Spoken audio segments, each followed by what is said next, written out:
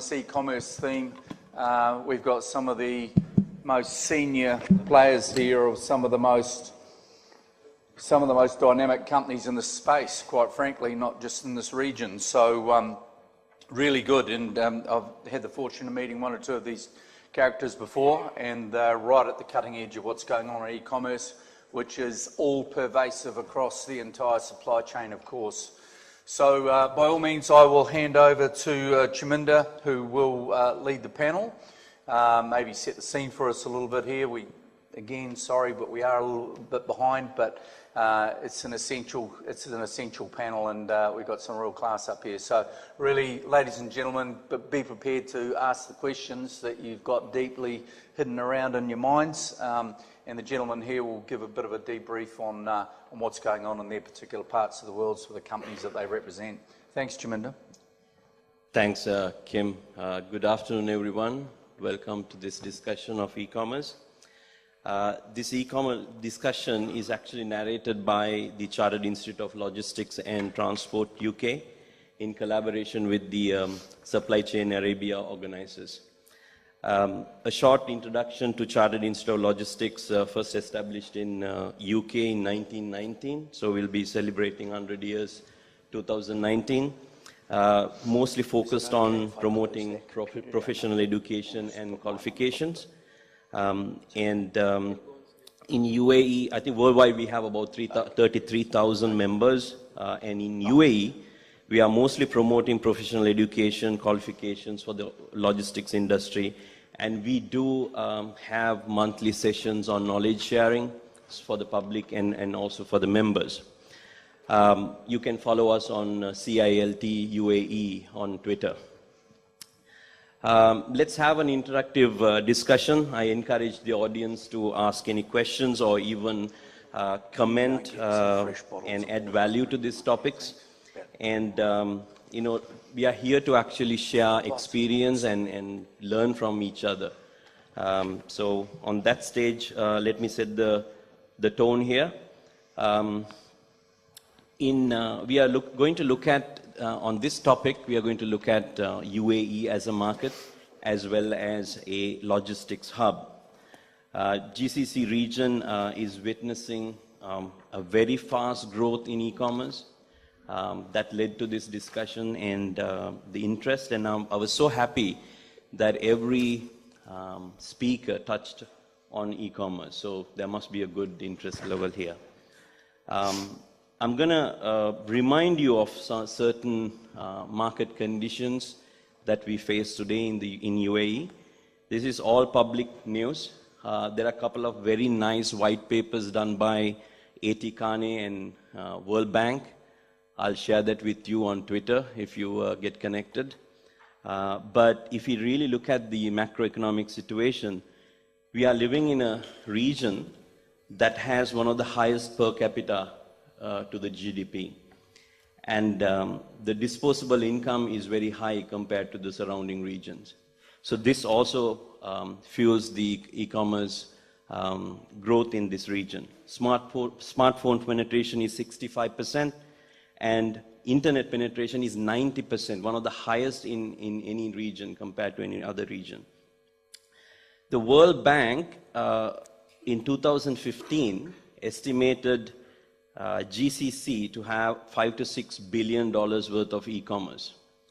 But recently I saw one of the newspapers carrying an article that UAE has about 8 billion as of now, and the market is growing towards 20 billion by 2022. I don't know if anyone has the right number, but the indications are that UAE and GCC region is growing very fast.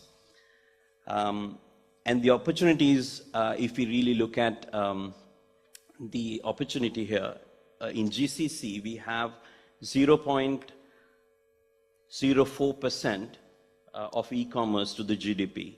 But if you look at the world's #1 ranked country, UK, which has 3.5%, and US is about 2%. So what I'm trying to do is not to just throw numbers, but just to show the enormous amount of opportunity that we have in the GCC region, especially because of the socio-economic conditions we have. When we talk about opportunities, we also have to face the challenges. In some of the challenges that I personally see living in here in Dubai for the last 4 years is the UAE customs is not really ready to allow the low-value bulk clearances type, very high-standard e-commerce import processors. Many other matured markets like Hong Kong, UK, US has these low-value bulk clearance policies, which we need to look at. Some of the marketplaces in the past have been selling, sorry to say, fake goods, which has destroyed some of the confidence of e-commerce consumers. There's a gray area in UAE particularly about who is authorized to bring in brands to this country when there is a brick and mortar distributor. Can everyone bring Gap, Nike into the country for e-commerce when there is a officially appointed distributor? So these are some of the gray areas that we see. And then some of very few UAE retailers have gone on omni-channel, which there is a very good opportunity there. So e-commerce is basically a paradigm shift for everyone and in the domain of logistics as well. And it is changing the socio-economic trends in this region. Just to gauge the audience, can I please ask who is connected to e-commerce in way of a brand, as a service provider, a payment gateway? Yeah, Sanjay? Yeah, okay, a few. Okay, that's good. Please feel free to share your knowledge. If there are any questions, we will be happy to answer. With that, let's get started, yeah? So I'm going to start with Hussein. Hussein, do you have a mic? Yeah, thanks. Thanks, Jeremy. Hussein, we are very proud of your organization, Aramex, the first GCC-based, courier company who has done really well. I really like to ask you from the perspective of Aramex as well as a courier company, where do you see the growth happening? And can you elaborate a little bit and differentiate the shop and ship type of e-commerce versus marketplace-driven e-commerce? Basically, the growth is really in this region. If we see the e-commerce in general, the volumes are growing every year in a double-digit form. Shop and ship is one of the solutions that facilitate the internet shopping and the e-commerce. And a lot of people ask us, what's the value of shop and ship, or what's the difference between shop and ship and buying locally here from any e-commerce player? People go to shop and ship for different reasons. First of all, you may find things that are not available in the region. So the availability of the products here will push people, the non-availability will push people to go to Amazon or to eBay or to any other website and buy products. Secondly, you have the price factor. I mean, you can go to a mall, buy a product here, whereby you can find it online, ship it, pay duties, and it's still cheaper as well. So we're not really able to balance here between should I buy locally or should I buy internationally? And you know what? The consumers are very smart these days. They go to a mall, they enter a shop, they see a mobile. If it's not urgent, he sees the price, he takes his mobile from his pocket, he sees the price on Amazon. If it's cheaper, he will buy it from there. And this takes you back to the question maybe of, will e-commerce affect the brick and mortar concept? I can tell you, not really in the way people are inflating that. Brick and mortar is going to always stay. E-commerce is, or online shopping is an extra solution or an extra option for the client to buy whatever he wants to buy.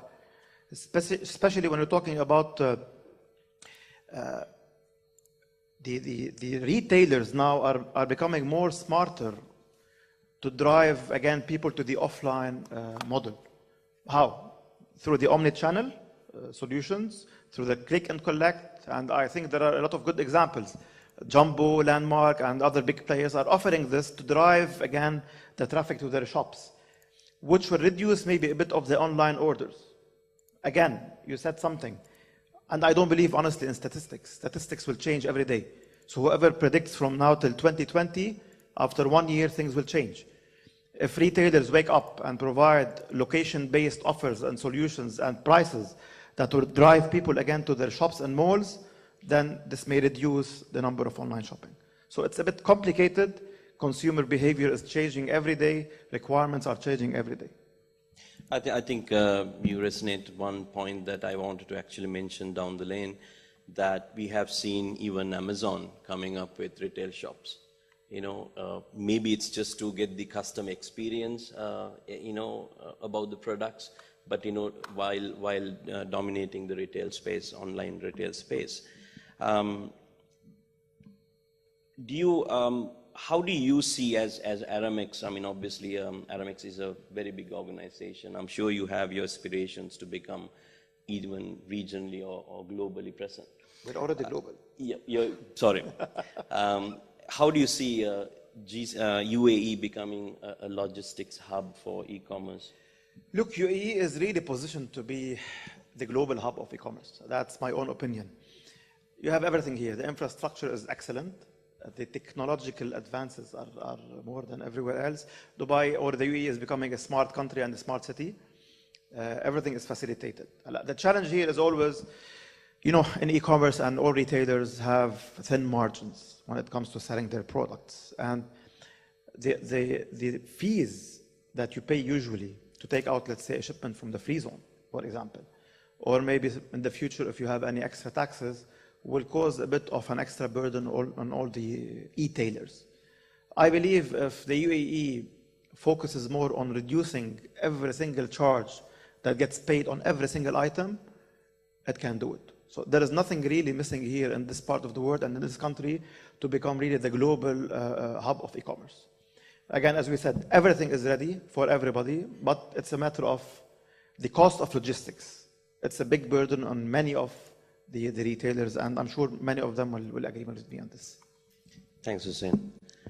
I'm going to Jeremy. Jeremy, Mara is actually a very fast-growing company. I guess you're moving into a regional network as well.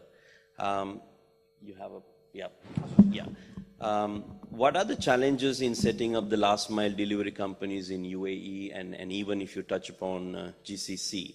What kind of basic features, what kind of expected quality of service by the end customers, and where is it heading towards the next 3 to 5 years, Jeremy?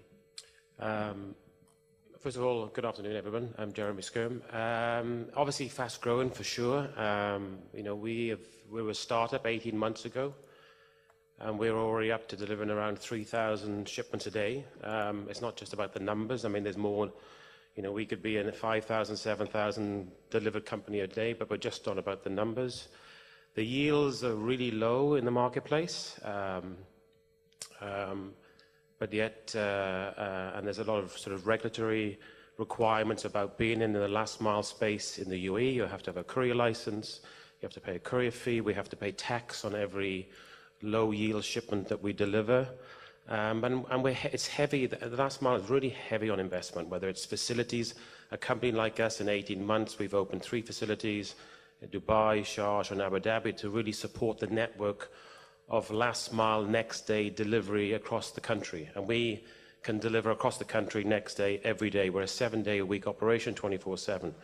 So it's big investment, and again, going back to this low yield. So you better have a few more tricks up your sleeve in terms of to get into a break-even position. So, having good sort of e-commerce revenue streams up your sleeve, like Aramex has its lucrative shop and ship, which is sort of fostered over the last 15 years and done really well. And it's one of those, going back to what you're saying in terms of that gap product that you want to bring in from the USA or the UK or ASOS, that's obviously a great product to use and is in a good space. And it's one of the reasons why we at Mara Express are going to launch Shop with Mara, which is an equivalent product to Shop and Ship, because it's a very good product.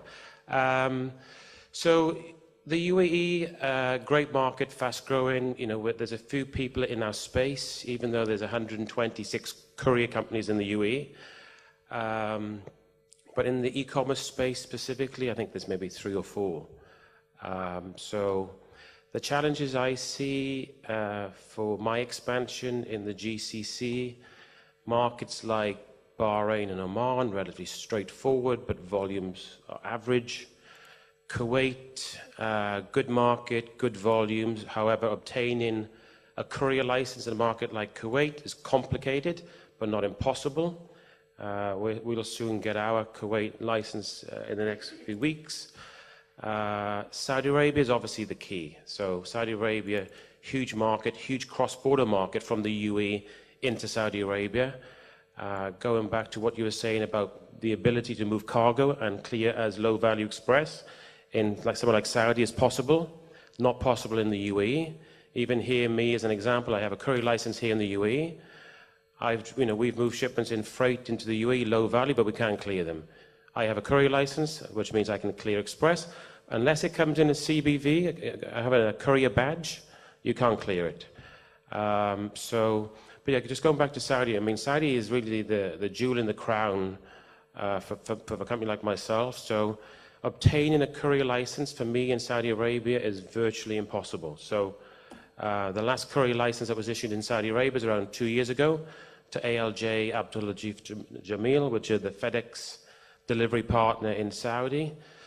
So having a good solution for Saudi is key. So obviously looking at partnering with maybe one of the big 5. So maybe working with someone like Hashim here with Aramex, who hopefully would ideally move my material into Saudi, and then I can do my last mile in Saudi Arabia. But a solution like that, where I partner with a big player, and also the player, for example, if you look at the big players, people like DHL, UPS and FedEx, they're not really in this last mile space. They're really more in the B2B model. So, I can be a good enabler for people like DHL and FedEx and UPS.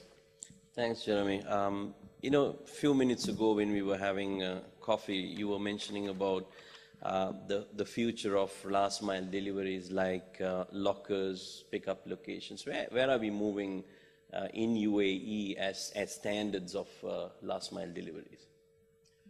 The UAE is, it's all about innovation, and for me, innovation is also less vehicles on the road, less CO2, good environment. Here Hashim was, for example, I think a few years ago, trying to put lockers, e-lockers, parcel delivery lockers in the UAE. Great solution, very customer convenient. Put them in your local community, and just, as you go to your local supermarket, do your shop and collect your parcel and go home. But again, here, let's say, for example, in the UAE, it's very difficult to implement such a solution. One, you have to pay a fee for every locker that you want to put into the post office. I think it's like 10,000 dirhams to just put one locker into one mall. Then you've got to pay for the real estate. So the cost to implement some of these solutions make it more difficult. Look, if you look at what Amazon just did with Whole Foods in the US and the UK, great solution. I think Amazon bought Whole Foods not because they wanted to sell food, but they wanted the real estate. They wanted the locations of Whole Foods and where they were situated throughout the US and throughout the UK. So I was just in London over the weekend, and my local Whole Foods has a parcel locker.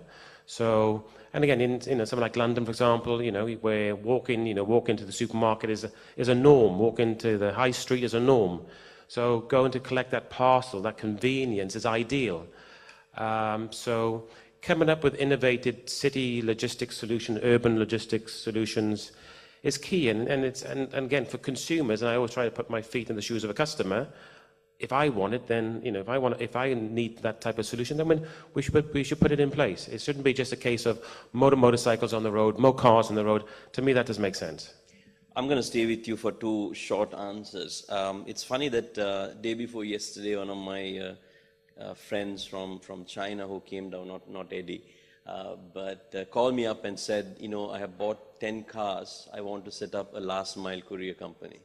I said, I was scratching my head. So do we have any room for any more players to come into this UAE market in terms of last mile?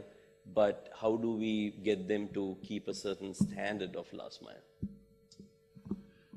Going back to what I was saying earlier about, in the UAE, there's 126 courier companies. Now, those companies could get into the space of last mile e-commerce. Last mile e-commerce is really all about the technology that you have. It's tech. Anyway, we are a technology company. We're a logistics company, but more importantly, we're a technology company. So what is the barriers to entry is the tech and the cost of developing that technology. But then you can outsource that technology. I think the barriers are, and I feel sad when I see it, you know, I see 15 to 20 courier companies that could be e-commerce last mile companies. They set up and they close down every year here in the UAE because the market, the rates in the market are not healthy. So, as I said, going back to, you know, you need to have a healthy model. You know, so the House of Mara is healthy because we have sustainable, good revenue streams outside of the last mile. You know, that may be from the warehouse logistics, from the pick pack, the delivery, and then also most importantly is the reverse logistics. So having a best-in-class reverse logistics solution to support the returns. Sure. So I would say anyone looking to get into this particular space, make sure that you've got a lot of funding behind you, because it needs sufficient funding. Hussein is itching to say something, I think. I need to comment here. As Jeremy said, it's becoming a very crowded market. Everybody now will get the technology and just get a couple of motorbikes and deliver. This is causing a bit of a confusion here, because the biggest challenge here, especially in the e-commerce, and as Jeremy said, you have 4 or 5 major players who deliver for e-commerce. You cannot really cope up with the capacity. The volumes are crazy, literally. We're talking about hundreds of thousands of parcels. So my advice to these people who want to bring a technology and then get into this business, it took us 35 years to reach where we did now, and we're still learning, and we're still sometimes burning our fingers. Our advice is let them build a fleet and go to big players and outsource their fleet. We're adopting now something called the hybrid model, which is a 60-40 or 70-30. And for example, we have around 5,000 parcels every day in the UAE being delivered through outsourced companies. We go to these small courier companies or sometimes the food delivery companies, we pay them per parcel, and they deliver on our behalf. We pay them per delivery, they work as per our standards, and they utilize our technology. So we give them the technology, the mobile app, which gives the live tracking and everything, and they do their money, they're always working and they're always having business. And the more, let's say, my salespeople sell, the more both of us do business. So that's my advice to these people. Anybody here who comes and tells me, Hussein, I have 100 bikes that are ready, I'll tell him, come, I'll give you my business, I'll outsource for you as long as you abide as per my, let's say, policies and instructions and, of course, the appearance. Okay. So that's how it should be. That's great. I'm going to turn towards Eddie. I nearly had to beg him to come down from Hong Kong, so he just came down a few hours ago, haven't had any sleep. It's not because Eddie is my colleague in Seco Logistics, but Eddie was the former senior manager for eBay in Asia, as well as a very regular permanent speaker for Alibaba events. So I wanted Eddie to come down and kind of share with us what's happening in North Asia, what's happening in matured markets like Hong Kong, Singapore, and Indonesia. So Eddie, would you mind shedding some light on the best practices of B2B, B2C in the markets that you serve? And particularly, what can we learn from those markets to increase the growth of UAE? Increase the growth of UAE? Yeah, sure. Thank you, Shemenda, for inviting me here. And first of all, good morning, everyone. I just came from a 9-hour flight, from Hong Kong, arriving this morning, 7 a.m. So if anything is unclear, please excuse me after a long stop flight, okay? So if everybody looking into the e-commerce world in Asia Pacific, I would like to just separate into 2 regions. One is called China, very big one, stand alone, they survive themselves. And then the rest is the rest of Asia, and mainly contributed by Southeast Asia. Okay, so looking into China. So if you look into the China e-commerce, in fact, it's actually quite advanced right now for China e-commerce comparing to even US or to some UK or Germany markets. The China market pretty much right now dominated by marketplaces like Alibaba, Tmall, JD.com. Amazon, trying to have a step into the China market, but still, at a very low volume today for the China domestic market. So when the e-commerce start off in China, pretty much, they start off as a local B2C e-commerce mode. What it means is, the goods already in China, whether it's imported, whether it's built in China, the goods already in China, and then they sell locally from a Chinese company to a Chinese consumers. And then later on, like roughly around 5 to 8 years ago, they start the cross-border e-commerce model, which, Alibaba Tmall, they start to bring in brands, from overseas, from US, from UK into China. Goods may be in overseas, and when they sell it, it's actually still in overseas. So the order received, they ship it from overseas in country A into country B. That's called cross-border e-commerce model. And today, if you look into the logistic, how it works in China, pretty much, the marketplaces, the big boys, the big e-commerce player, they build their own infrastructures. Of course, they build the ecosystem, they try to leverage the local partners, the local couriers, but at the end, all the technology, all the requirements of delivery, is being controlled by the marketplaces. That's how China is working today. Southeast Asia, or the rest of Asia, is different from China. It's still new. It's still new for Southeast Asia. The market itself is very fragmented. I would have to say, it's very similar to GCC. Today, they have many markets, many countries. Different countries, they have their own policy. They have their own e-commerce policy. They have their own language in terms of delivery partners that they need for the address, for the consignee. It start off with some marketplaces, they try to enter the market with their own local presence. However, there are still a lot of challenges today. What we are seeing is, first of all, the local last mile delivery partner, the reliability of that is still improving. Why? Because if you look into the Southeast Asia, a lot of them, they have a lot of islands. When you start to ship into islands, from local, the last mile delivery partners, I think Jeremy may have some experience in this regard. It's very difficult. It's very difficult. Okay. Second of all is, the market itself in Southeast Asia, the payment by using credit card or by using, payment gateway like PayPal or equivalent is not that common. So it's still heavily relying on cash on delivery. Okay, so these are the two different models that we are seeing how the e-commerce logistic happening in China and the rest of Asia. So going back to GCC, what I'm seeing today is GCC is a little bit like Southeast Asia, a few years ago. I know that GCC has already had e-commerce happening. People are selling online. People are buying online. And remember, the beauty of e-commerce is, people can buy everything easily online. And then, of course, the seller can sell easily everything online, in terms of both products and geography. So today, what I'm seeing in GCC is it's still heavily rely on the B2B model, importing into GCC. And after that, the product is already in the country, and then you just put online, and then somebody buy it and fulfill locally as a B2C. What is missing here is what China is doing today is a cross-border e-commerce model.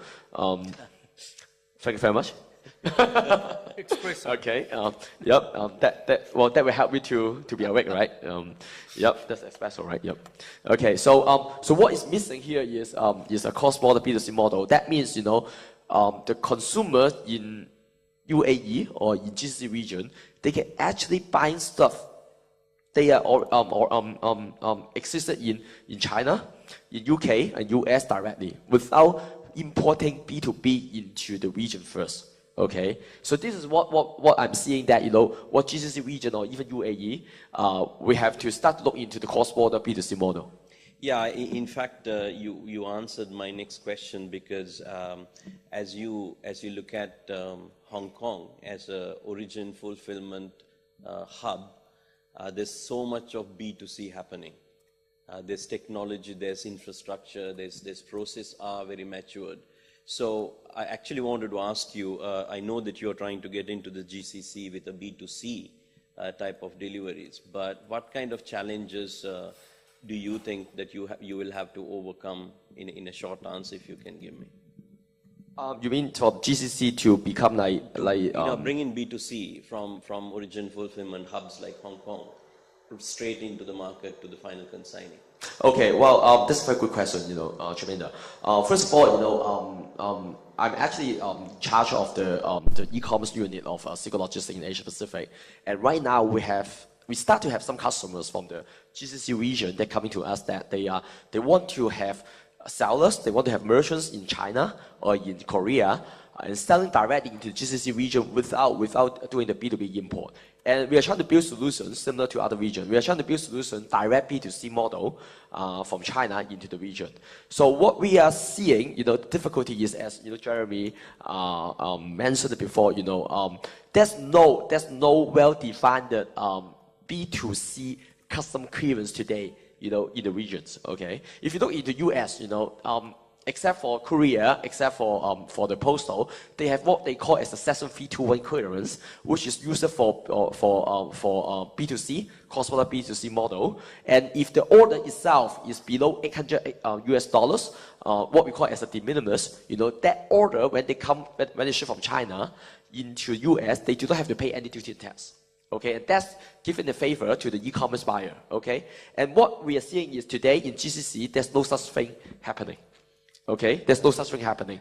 Well, there may be something happen to the courier, there may be something happen to the postal, but not as a general logistic company that we can do this cross-border direct B2C model into the region. And that's something that I think is missing today. I think there is a de minimis and the low-value relief. But unless it comes as a courier exactly. So it's only happening to the courier. The cost is very high. Yes. So I'm gonna, Kim, how are we doing on time? Not bad. We're just a bit over. That's okay. It's really hot. Okay. We're due for lunch. By the way, lunch is at 1 ish, but we do have a lunch. It wasn't on my program, so right. I might decide to skip a few questions actually. Yeah, we'll just go for it. I'm coming to Kapil. Kapil actually runs one of the most successful e-commerce platform software companies in India. And I particularly picked Kapil to come and, contribute his knowledge because I see a very good similarity of what's happening in India and in UAE because it's all driven by B2B process. So I wanted Kapil to come and, share his knowledge about what he experiences in India. So Kapil, how did e-commerce focused warehousing and fulfillment services evolved in India? And what do you see as some of the learnings that we can derive from India towards the GCC market? Sure. Thanks, Chaminda. Good afternoon, everyone. Myself, Kapil Makija. As Chaminda mentioned, that we are one of the largest supply chain solution providers in India, that is e-commerce focused. We started 5 years back and grew along with India. As India saw tremendous growth in e-commerce, we started to grow along with them and now cater to about 20% of the Indian e-commerce transactions, as well as have 10,000 plus customers across multiple categories. And we are also now new to this GCC region, and hoping that as the GCC region embarks on this growing journey, we become a partner as well. India in particular, like I mentioned, grew in the last 4 or 5 years. Some of the key changes that we saw specifically in the warehousing and logistics space was, one was on the adoption of technology itself. We saw marketplaces and vendors being very experimental with trying out new models, trying out technology and using technology as a platform to enable their day-to-day operations so that they can focus on their larger business goals. The second big change which we saw in the supply chain was, we saw the supply chain moving from being a functional supply chain to a more responsive supply chain. Like a traditional supply chain used to be more, the decisions used to be more cost-oriented, that the movement has to be in bulk, I have to focus on truck utilization. But as e-commerce came in, the decision-making shifted to make it more responsive. Speed became very important. Cost was a consideration, but not the sole decision-making criteria. The third important change that we saw was the amount of traceability or data that was flowing in through the supply chain itself. Earlier, as I mentioned, that the transactions happened in bulk. the traceability or reconciliation used to happen at an overall level. But with e-commerce coming in, each item had to be tracked. Where was it in the warehouse? What operation was it a part of?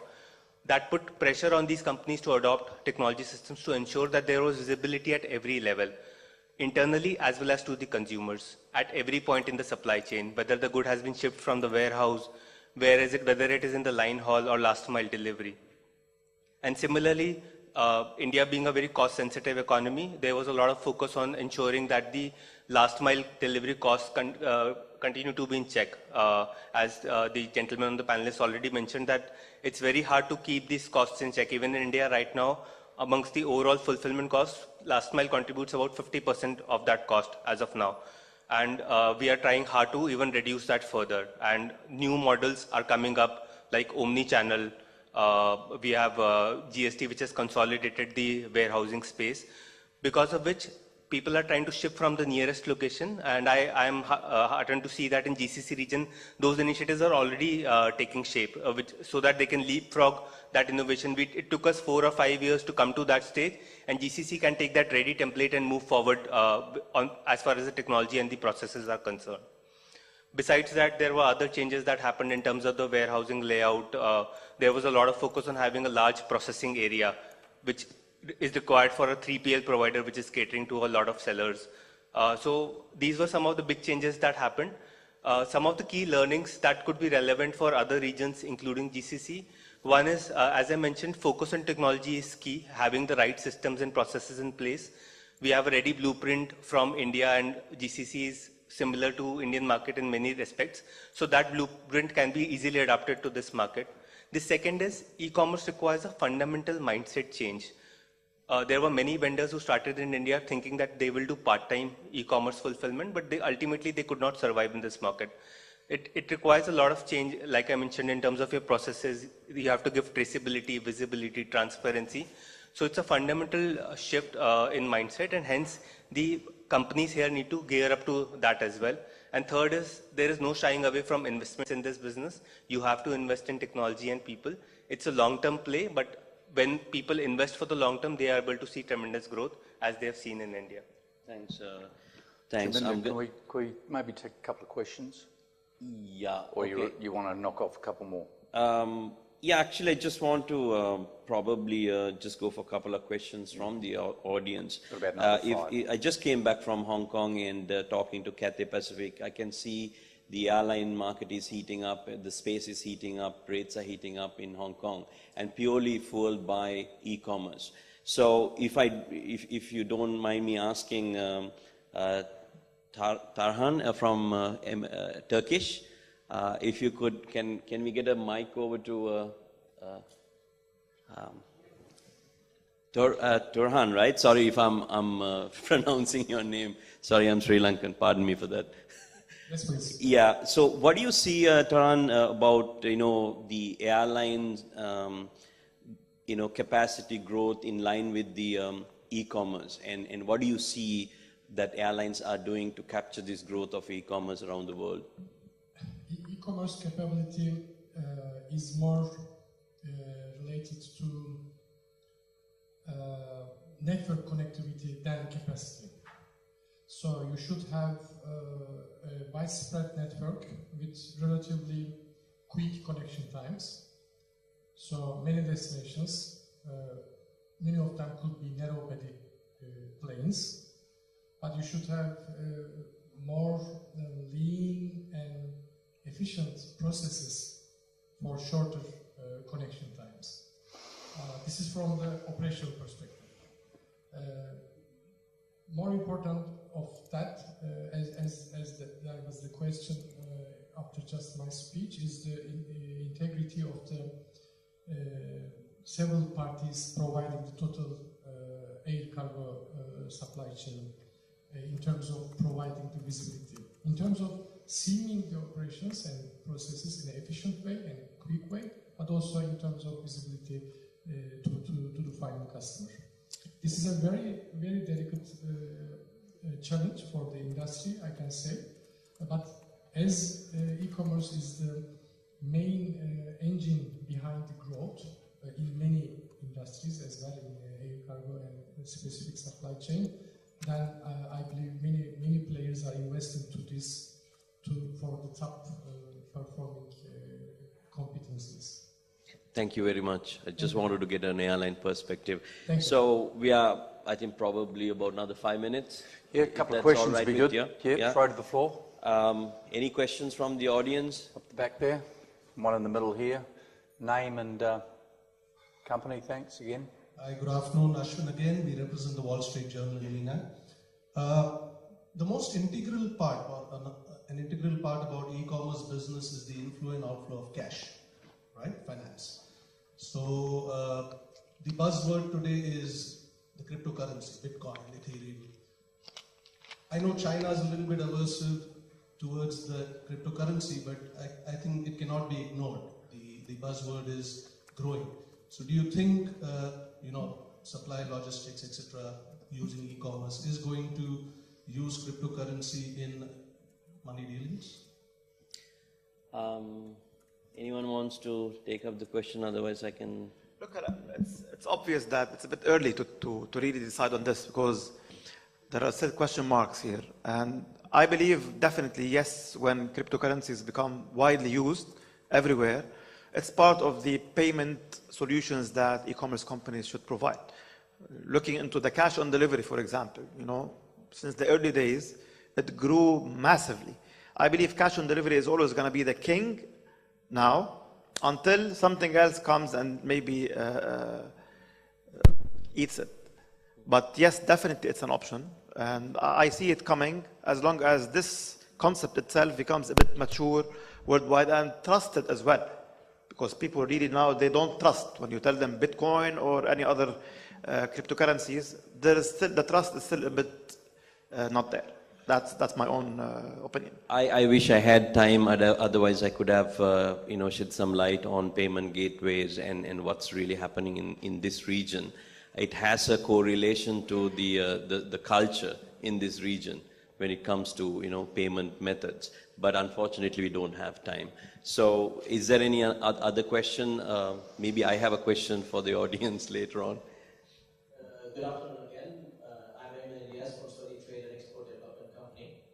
My question is for Hussein and Jeremy. We have seen in the past couple of years that most of your customers, Hussein, I would talk about Saudi Arabia, have started switching to having their own fleet for last mile delivery. Same happened with Souk, with Market VIP, with Wadi, who were regular customers for Armex, and now they started doing it themselves. What would push them to go beyond their core business of e-commerce and start doing the last mile delivery themselves? That's one. And again, how do you cope up with the challenge of deliveries to in Saudi Arabia, especially since we don't have post-box deliveries, we don't have landmarks, we don't have building numbers, etc. It has always been the biggest challenge for last mile deliveries, especially not only in the outskirts cities, but even in the main cities like Riyadh and Dammam. That's a very good question.